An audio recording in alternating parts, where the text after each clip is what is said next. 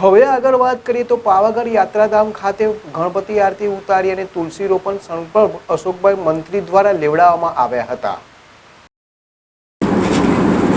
પ્રસિદ્ધ યાત્રાધામ પાવાગઢના મંદિર પરિસરમાં ધાર્મિક ઉલ્લાસ સાથે ગણપતિ બાપાની ભવ્ય આરતીનું આયોજન કરવામાં આવ્યું હતું.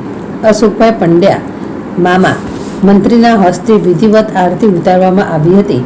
આ અવસર પર મોટી સંખ્યામાં યાત્રાળુઓ અને ભક્તો ઉપસ્થિત રહ્યા હતા. ભજન જયઘોષ સાથે સમગ્ર મંદિર પરિસર ભક્તિમય બન્યો હતો. આરતી બાદ ખાસ ઉપક્રમે ભક્તોના પોતાના ઘર આંગણે તુલસી રોપીને તુલસીનો ક્યારો જાળવવાનો સંકલ્પ લેવડાવવામાં આવ્યો હતો.